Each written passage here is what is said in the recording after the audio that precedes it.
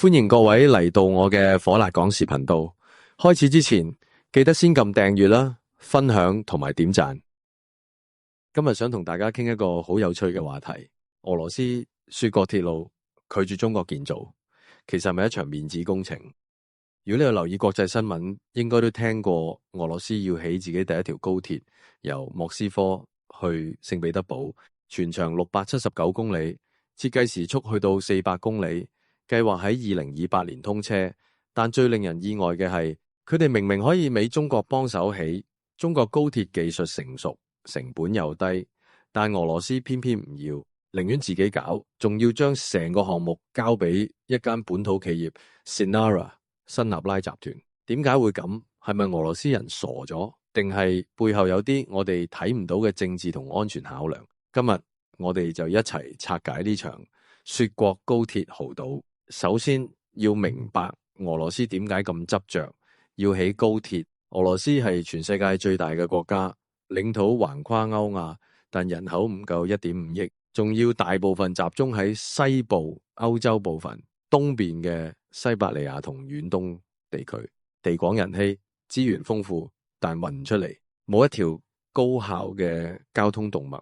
呢個龐大聯邦隨時有散架嘅風險。所以起高鐵對俄羅斯嚟講唔單止係方便出行，更加係關乎國家統一、經濟發展同戰略安全。佢哋嘅高鐵夢其實好早就開始，2007年已經提出要起時速300公里以上嘅高鐵，之後又規劃莫斯科去喀山嘅線路，仲諗住一路向東直通北京。但問題係當時俄羅斯喺高鐵領域幾乎係一片空白，冇技術、冇人才、冇產業鏈，於是佢哋就去德國西門子、法國阿爾斯通、中國中車都收到邀請。不過俄羅斯開出嘅條件好苛刻，中標者唔單止要提供技術，仲要負責起鐵路同相關設施，而且建成之後知識產權要完全歸俄羅斯所有。結果呢，大部分公司都走咗，得返西門子肯玩，但只係提供咗啲舊樣車，成個項目最後都係擱置咗。呢個時候，俄羅斯就開始意識到，如果核心技術掌握喺外國人手，自己隨時會俾人卡頸就命。要理解俄羅斯點解咁堅持自主，就要睇翻佢哋俾西門子郵筍號傷得幾深。喺2022年之前，俄羅斯最快嘅列車就係 Sepsen 郵筍號，由德國西門子公司生產。2019年，俄羅斯仲同西門子簽咗份價值11億歐元嘅大單，訂購13列新車，仲簽埋30年嘅維護協議。點知2022年2月，烏克蘭危機爆發，西方制裁隨即殺到，西門子即刻宣布全面撤出俄羅斯市場，暫停所有新業務同交付，連帶鐵路服務同維護都停埋。結果係點？訂單只交4列，剩低9列收唔到，30年嘅技術維護協議作廢，所有郵筍號嘅零部件供應全部切斷。俄羅斯鐵路公司要繼續營運，可能要用拆東牆補西牆嘅方式拆舊車廂嚟攞零件。呢個教訓對俄羅斯嚟講係血淋淋嘅。一個擁有全球第3大鐵路網嘅國家，竟然喺核心技術上咁脆弱，俾人一制裁就幾乎癱瘓。呢種命脈掌握喺人哋手嘅感覺，令普京同俄羅斯精英階層徹底醒悟，高鐵唔可以再依賴外國技術。佢哋下定決心，就算再難都要自己搞，實現完全國產化，掌握自己嘅命運。喺呢個背景下，時間嚟到2023年8月，普京做咗一個震驚世界嘅決定，唔再等，唔再依賴任何外部力量，俄羅斯要自己起第一條高鐵。線路選定咗連接兩大心臟嘅莫斯科至聖彼得堡高鐵，承建方就係本土企業新納拉集團。呢間公司唔係外國企業，而係地地道道嘅俄羅斯公司，總部位於工業重鎮葉卡捷林堡，旗下有重要嘅機車廠。更重要嘅係，佢哋唔係完全冇準備。早喺2016年，新納拉就已經同中國中車合作，默默學習高鐵技術。2020年，佢哋已經試製出時速160公里嘅芬尼斯特列車。2024年7月，佢哋喺展會上亮出黃牌白色海東青高鐵嘅全尺寸模型。海東青係一種象徵速度、力量同勇氣嘅猛禽，俄羅斯用呢個名就係想彰顯佢哋突破技術封鎖、重振大國雄風嘅決心。據公佈，白色海東青設計時速高達400公里，核心部件如牽引電機、控制系統等都會由俄羅斯獨立製造，聯合咗國內超過150家廠商，誓要打造一條完整嘅本土產業鏈。佢哋仲立下軍令狀，2024年完成高鐵工廠建設，2027年生產出第一列原型車並測試，2028年4月1日全線通車運營。朋友們，見到呢個時間表，你係咪都覺得好癲？4年時間要走完中國20幾年、日本60年嘅路。至於點解要定喺2028年4月1日愚人節前完成，好明顯係政治任務。普京要喺自己任期內向全世界證明俄羅斯有能力喺制裁下完成超級工程。呢個係面子問題，亦係國家尊嚴問題。但係俄羅斯唔係傻嘅，佢哋知道單靠自己搞高鐵風險好大，所以佢哋採取咗2條腿走路嘅策略。第一條腿，國內項目堅持自主。莫斯科至聖彼得堡高鐵係俄羅斯嘅國家名片，所以佢哋堅持要本土企業新納拉集團承建，核心技術同零部件都要國產化。呢個係為咗安全。一旦國際局勢有變，或者中俄關係出現波折，中國只要停止提供技術支持同零部件供應，成個俄羅斯高鐵網絡就會癱瘓。呢個係俄羅斯絕對唔可以接受嘅。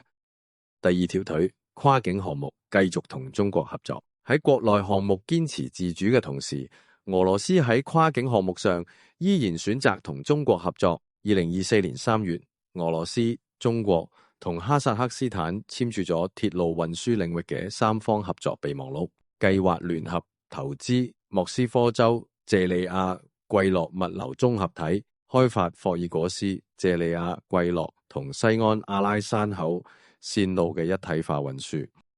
呢條線路其實西安去俄羅斯嘅超級跨國高鐵，呢度係國外地方，俄羅斯可以放手俾中國全權負責，自己派人參與學習、吸收技術同經驗，但係唔會將核心技術交俾人哋。呢個係一個好精妙嘅平衡，國內保安全，國外謀合作，既避免俾人卡頸，又可以借助中國嘅力量快速打通國際通道，實現互利共贏。講翻技術層面，高鐵唔係普通鐵路，而係一個極度複雜嘅系統工程。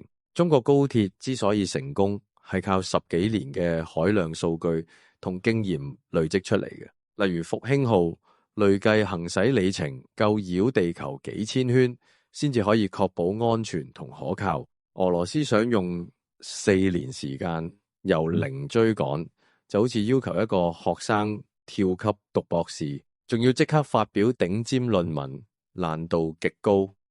核心技術嘅開發更加係難上加難。高鐵涉及材料科學、精密機械、軟件控制等數百項技術，任何一個環節出問題，成個系統都會崩潰。中國喺高鐵領域研發咗20幾年，先至有今日嘅成就。俄羅斯想用4年時間突破，幾乎係不可能嘅任務。呢個就好似當年中國嘅龍芯，初期都係套殼，打磨外國芯片當自主，經過近10年先慢慢成熟，但到而家仍然落後台灣2代技術。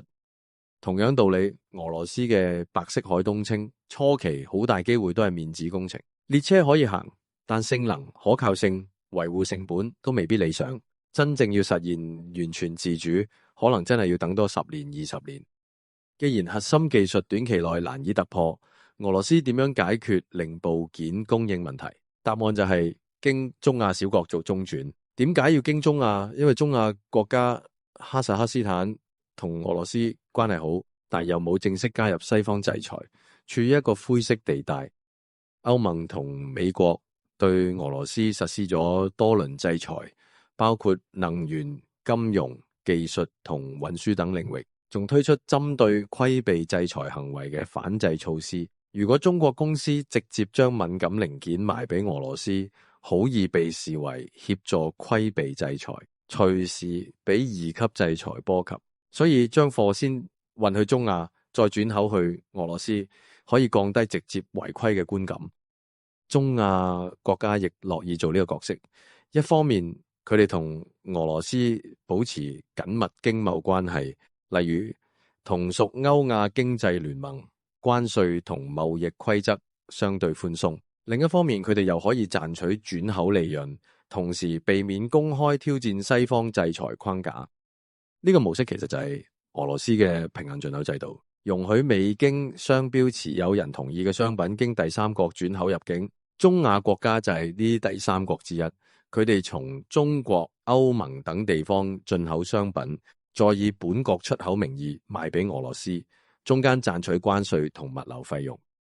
不過呢個模式唔係冇風險，隨住美國威脅對協助俄羅斯嘅銀行實施二級制裁，部分中亞銀行已經收緊呢類業務，令轉口難度增加。俄羅斯嘅平衡進口渠道其實係喺收窄緊。最後我哋嚟展望一下俄羅斯高鐵嘅未來。首先要承認一點，俄羅斯嘅決心同資源投入係真嘅。莫斯科至聖彼得堡高鐵項目總投資超過 2.3 萬億盧布，相當於約291億美元，資金主要來自俄羅斯國有基金、大型銀行貸款同私營部門投資。項目已經進入實質階段，聖彼得堡段嘅核心路段開工，擋土牆一塊塊砌起，路基土壤被更換，莫斯科嘅列車生產基地完成土地平整，廠房設計定型，計劃2026年投產。新納拉甚至已經焊接咗800米長嘅測試軌道，喺專用設施上反覆調試。供應鏈挑戰依然嚴峻，制裁之下，軸承、芯片等關鍵零件進口受阻，廠商要通過第三國中轉，物流成本翻倍。項目直接創造咗12萬個就業崗位，帶動咗鋼鐵、機械、電子等產業鏈。呢條高鐵對俄羅斯嚟講，唔單止係交通工程，更加係國家脊柱，象徵發展動脈。官方將佢比作21世紀嘅加加林時刻，就好似當年加加林首飛太空一樣。佢哋要向世界證明，封鎖打唔冧俄羅斯製造。不過現實係殘酷嘅。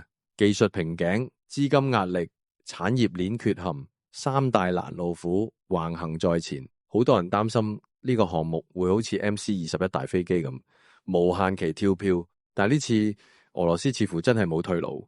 呢個唔單止係一個交通工程，更加係俄羅斯工業復興嘅象徵，係佢哋喺西方全面封鎖下證明自己仍有能力自主研發嘅宣言。2026年嘅鐘聲已經敲響，距離2027年首列原型車亮相僅剩1年，距離2028年4月1日全線通車亦都唔係好遠。全世界都喺度拭目以待，究竟白色海東青究竟可唔可以如期起飛？無論最終成敗如何，我哋都必須向呢種喺絕境中仍敢於挑戰不可能嘅倔強致以敬意。好啦，關於俄羅斯呢場豪賭嘅深度剖析就到呢度。你覺得海東青能成功嗎？請喺評論區留下你嘅看法。如果中意呢期內容，請點讚、訂閱、分享。下次再見。